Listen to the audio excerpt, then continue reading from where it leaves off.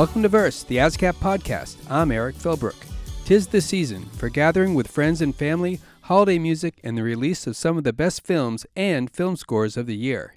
In today's episode, ASCAP's Eitan Rosenblum talks with Jerskin Fendrix, the composer who created the music for Yorgos Lanthimos' wild new film, Bugonia, starring Emma Stone and Jesse Plemons.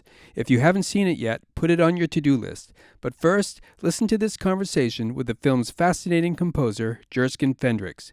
Take it away, Eitan. It says a lot about Jerskin Fendrix that the visionary director Yorgos Lanthimos would hire him to compose a film score even though Fendrix had never written one before, and Lanthimos had never worked with an original composer before either. That film was Poor Things, and as usual, Lanthimos' creative intuitions paid off.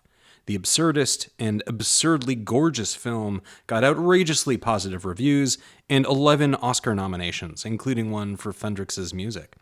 It was the beginning of an incredible creative partnership that now encompasses 3 feature films, most recently the bizarre and brilliant Bugonia, released on Halloween.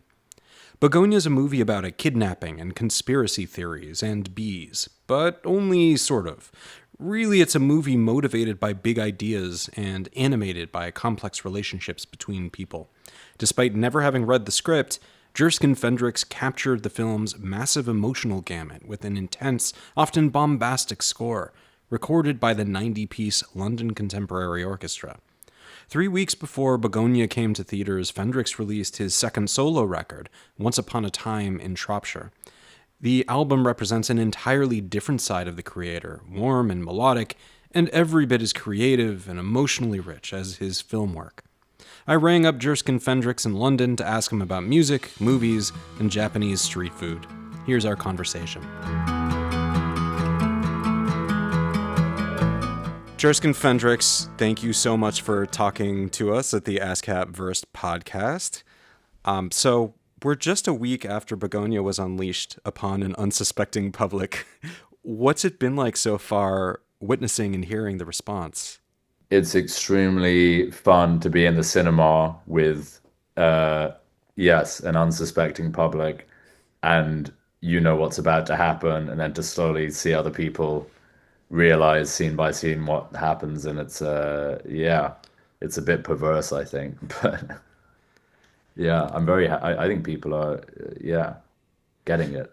I did find that even if you were to spoil every plot for someone who hasn't seen it before, you can't accurately describe the unfolding horror and absurdity and joy and bleakness of this film, and beauty, really. Yeah, you really have to see it in the cinema. Yeah, no, absolutely. I fully agree. I think there's a lot more than just what happens. It's like it's expressed in such a certain way that it really is impossible to describe. So what you often hear from composers is that they're there to serve a director's vision. But as I understand it, in the case of Bugonia, Yorgos Lanthimos didn't really share that much about the film with you before you started. So what did he tell you at the outset?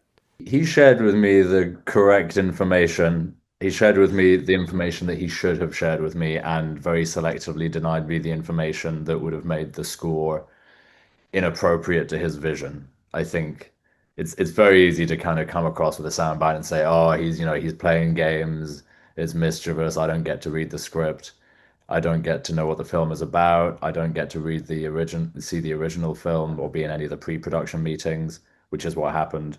But it's for good reason. It's for good reason, because if I did know what the film was about and I had read the script, I would have written a very, very different score.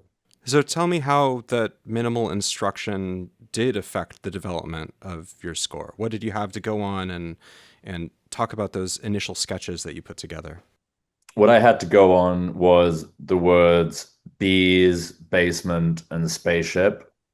I was also told that at some point Emily would be have her hair removed. And then I was told to go away and come back in a year's time with a full orchestral score. So that was the first and the last meeting we had about the film. And by now we know roughly how each other work. And he knows that I spend, before making any notes whatsoever, musical notes, I'll go through a long research period and I'll take, so for example, with Poor Things, I spent a lot of time in there's a place called the Wellcome Collection, which has a lot of contemporaneous Victorian medical documents and textbooks and curios and other stuff like that, basically per film, and try and, I don't know, just dig into some kind of manure from which I can grow something out of. And this kind of always comes more ancillary to the script or the designs or stuff like that often. So he knew I'd roughly do this. And I think he knew I'd probably try and suck as much juice out of these three words as is possible. I don't think he was concerned at any point that I would falter, which I didn't, and maybe occasionally. And there's tons of stuff. I mean, like going through basement was probably the hardest one. Like, called up my architecture friends and asked if they had any, bizarre abstract books about basement theories, stuff like this. Gaston Bachelard's The Poetics of Space came up quite a lot. He's got some really interesting ideas about the house as a microcosm for the universe and what would it mean to have the attic of the universe? What would it mean to have the basement of the universe? And bees, there's infinite stuff. Biology, ancient Greeks and Romans talk about bees a great deal. Social philosophers, Hobbes and stuff on bees. A lot of huge amount of folkloric stuff about bees, of which Bugonia is one of them. Ideas about altitudes and things like that, and the geometric structures and the societal, pseudo-societal structures of bees came in. And then spaceships was mainly shape-based, actually, to do with altitudes as well, but so many of the physical structures and the geometric tessellations, which really connected really beautifully with the other two concepts. So like the nice thing about academic research is that if you just keep digging and digging and digging, at some point you'll get a coincidence, and the score is built on those coincidences. So I'm curious how some of these abstruse theories that you dug into feed their way into the music. Like there are very obvious connections. Like the sound of bees is sort of encoded in the tremolo and the strings and the first cue.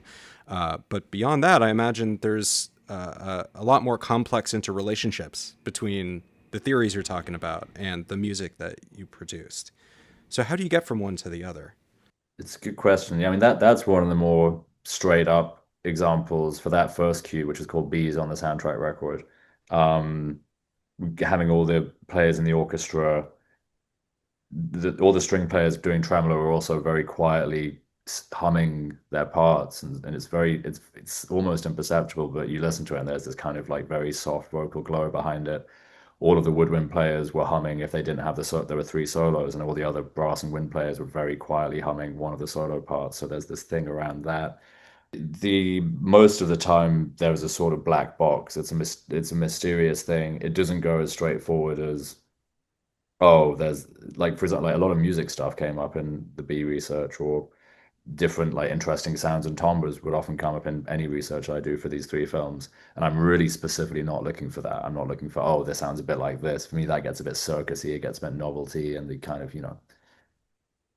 I don't know. It's not, it's a cosmetic influence. It's not a structural or essential influence. I don't really know how it works. This is the part which I don't try and analyze too much and choose to retain as a mystery.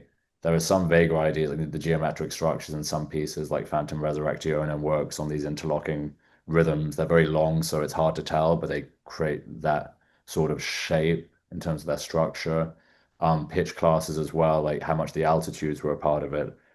Flight bees, spaceships, all this stuff, and then these are basements, ground dwelling bees going up like severe altitudes. I got this idea from this guy, Virgilio Martinez's restaurant in Lima called Central, where all the different dishes are based on different altitudes. So you have minus whatever for seafood, blah blah blah.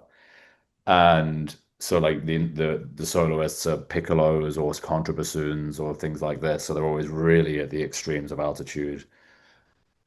But it's hard. But that there are like I'm cherry picking examples which are easy to explain. A lot of it is just like there's a thing Pliny the Elder said about before they knew how honey was made, they just assumed honey was latent in the atmosphere. And if when bees went out before a certain star came up, but after a certain different star had come up at dawn, they could just absorb the honey and return it. And he described it as honey being the saliva of the stars. And that just met, I don't know, this idea that you just take it. And the nice thing about orchestral instrumental music is it's abstract. You don't have to, there's no thesis, you don't have to justify the logic. It's just like it transfers over somehow mysteriously. That is such a beautiful idea that you just talked about, the Pliny the Elder idea. Yeah, and there's tons of stuff like that. I mean, this is why it's such a fruitful part of the process. I try and do months of this if possible, because like it's so the worst thing is, oh, I've got to write a score. Here's a blank sheet of paper. What am I doing? It's like you do this long enough, you're like you're turgid with all this stuff, and it just comes out instantly.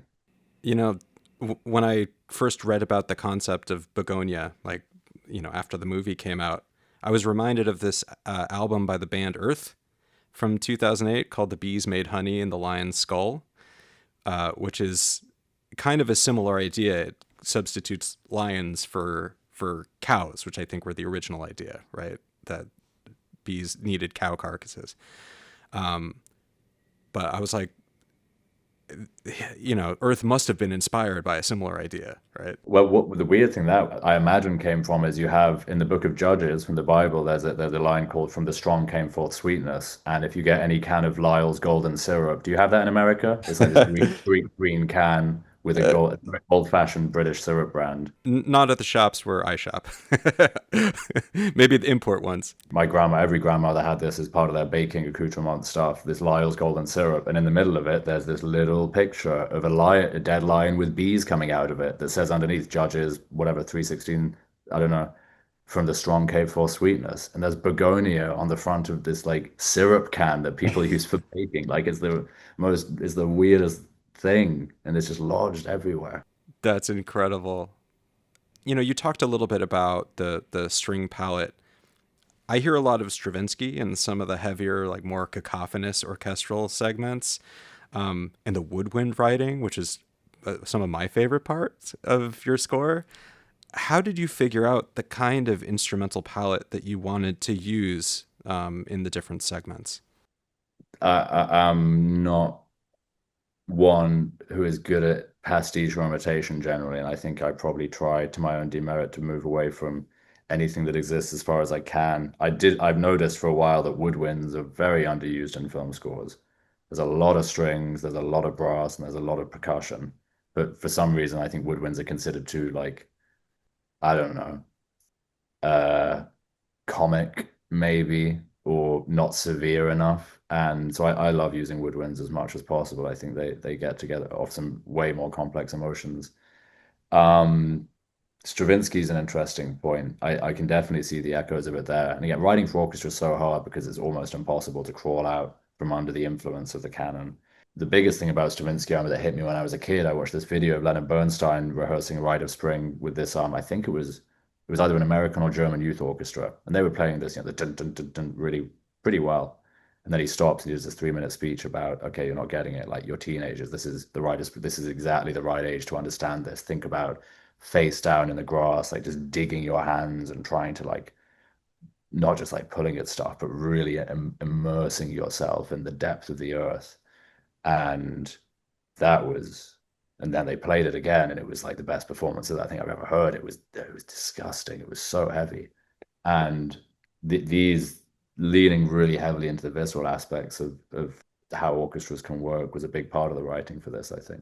So there's this huge emotional terrain, like a huge range of emotional terrain in this film. You have this intergalactic conspiracy theory that's unfolding as the film goes on, but then all these complex relationships just between two or three characters.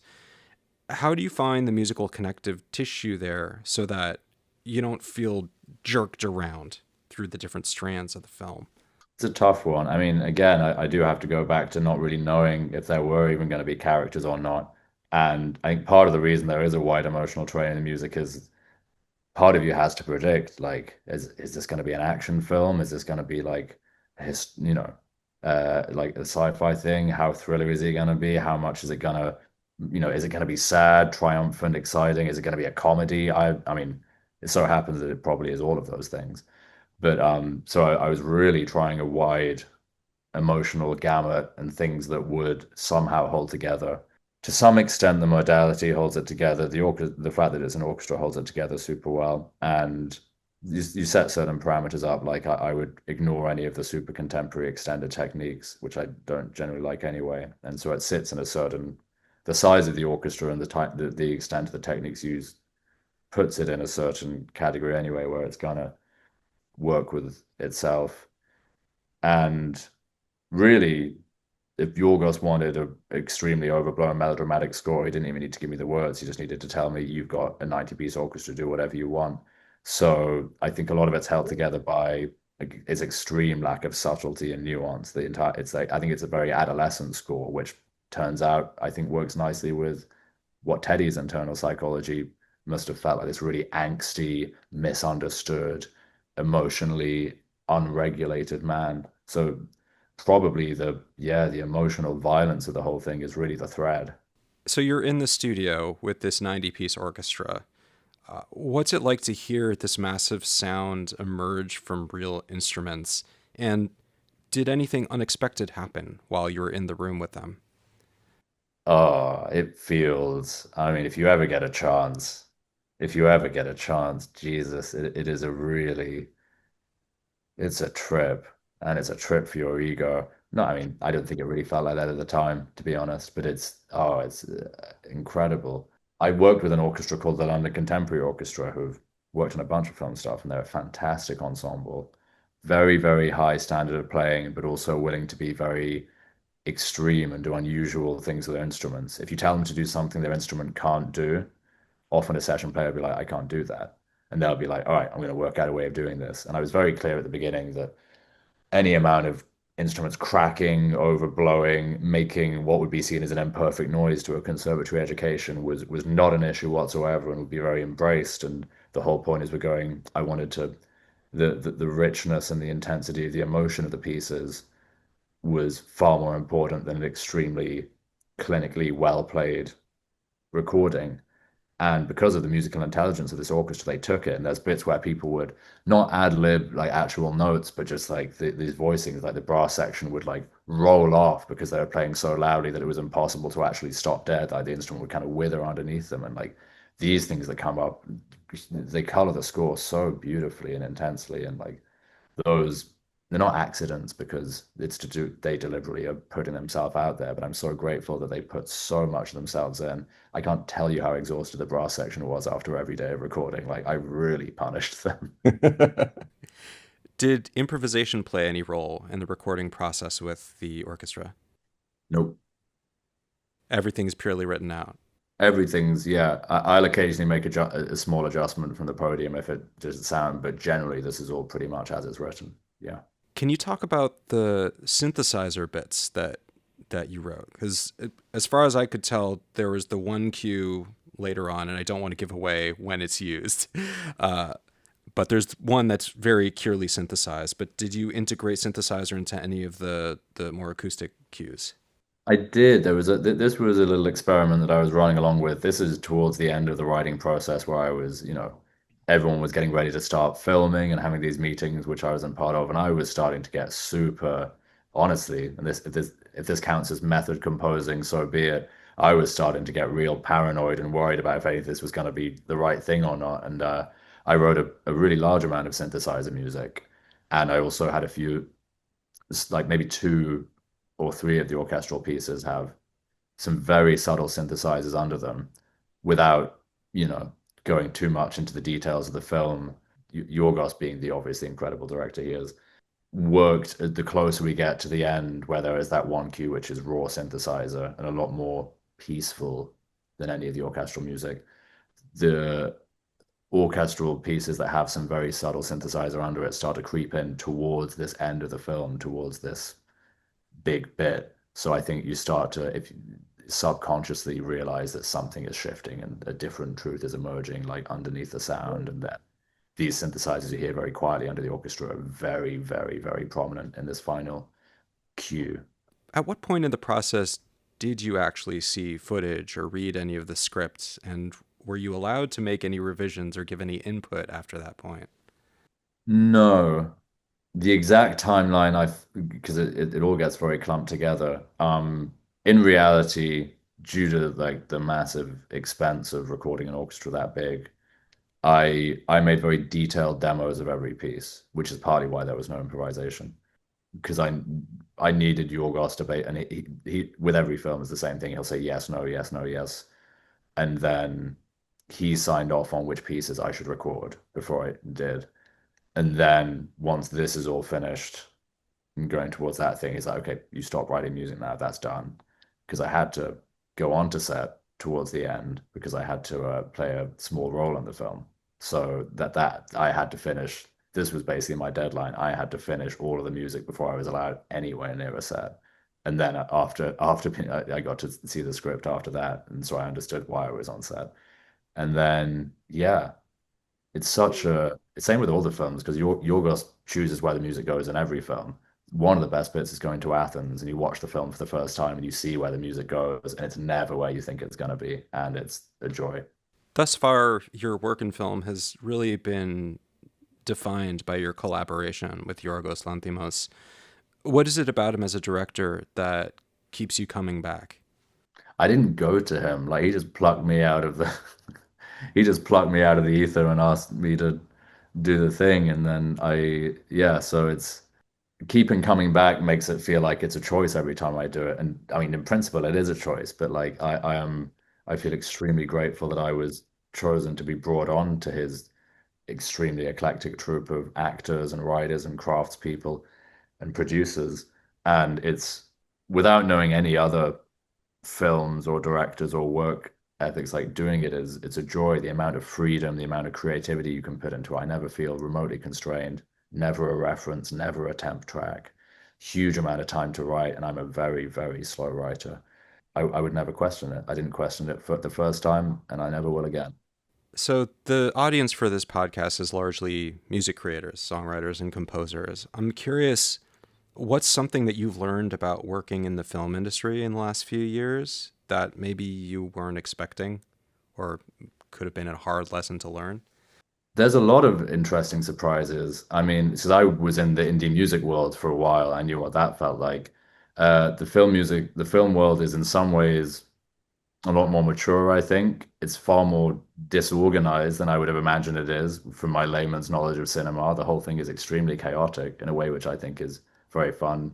I feel like Birdman feels like the most obvious comparison. Just like you're walking around and stuff just keeps happening to you, and it's impossible to, really keep abreast of any of it. There's a lot of stuff that really saddens me in the film industry. I think that there's a great deal of underappreciating the intelligence and taste of the audience.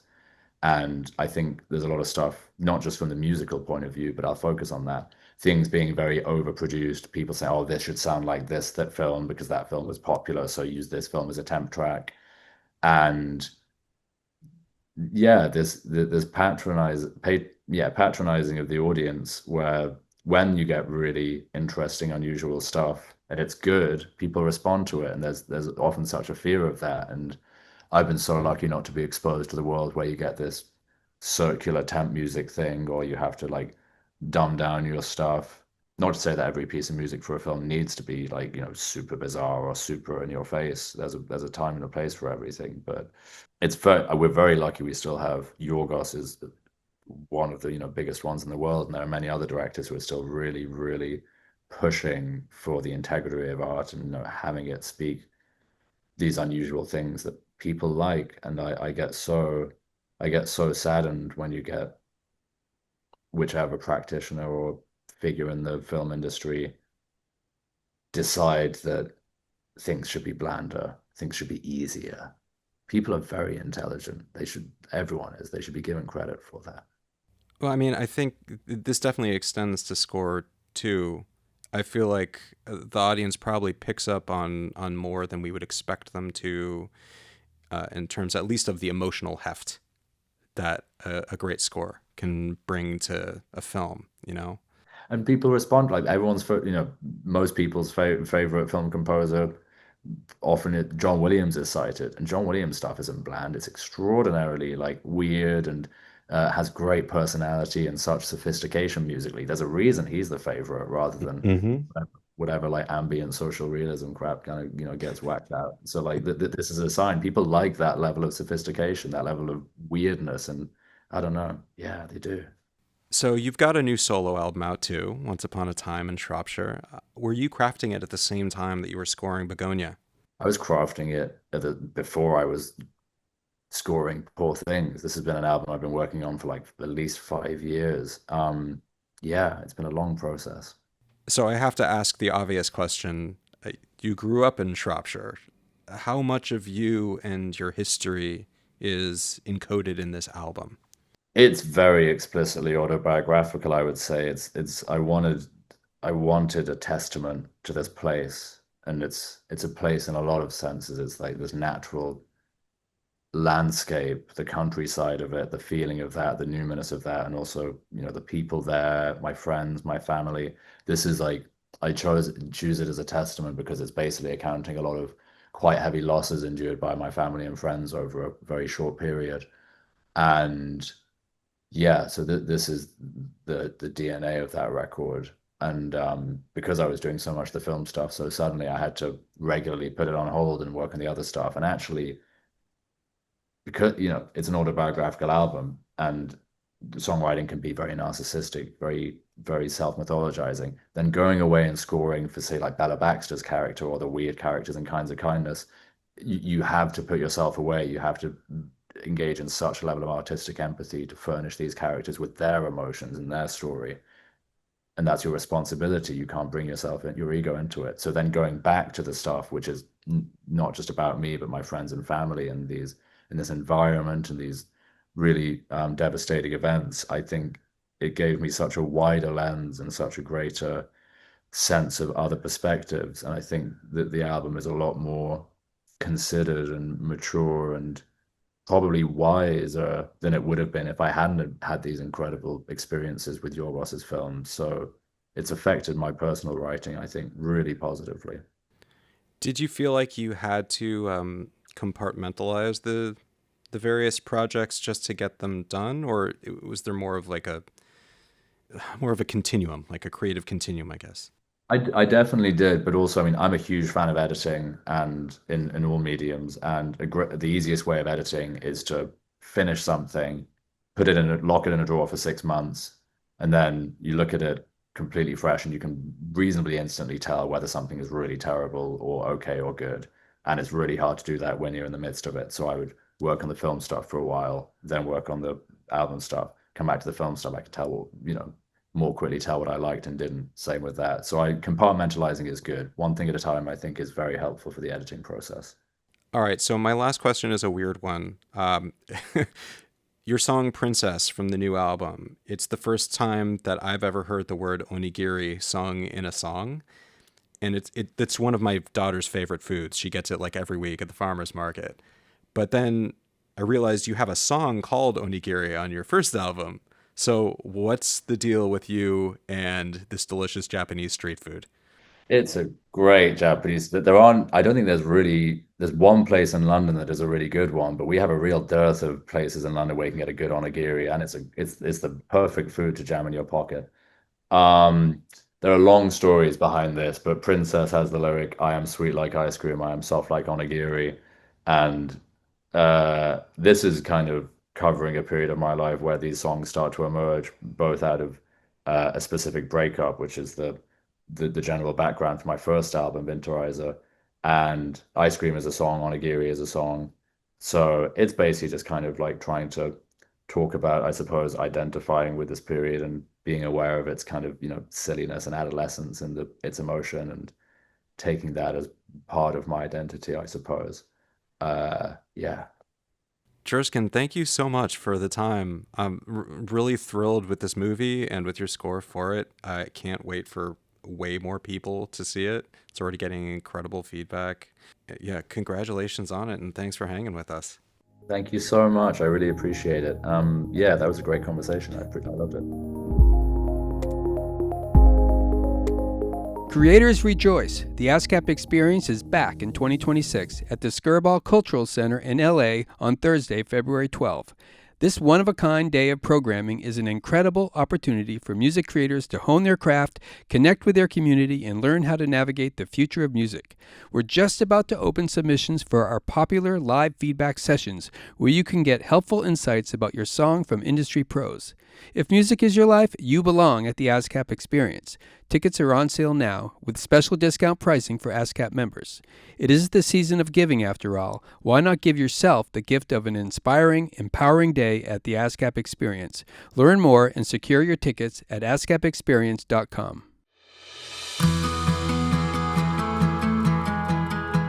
That's a wrap for this episode. A big thanks to Jerskin Fendrix and Eitan Rosenblum for their insightful conversation. And as always, thanks to Brian Navarro for graphic design, Holly Grace Jamili for social media support, MXM Tune, Rosaline Scher, and Kellen Pomerantz for our theme music, and Benjamin Keynes of Sight Sense Productions for audio and video editing. If you like what you hear on Versed, please share the love with your friends and neighbors and followers, comment on our YouTube channel, and share the podcast to help grow our community. Happy holidays, everyone.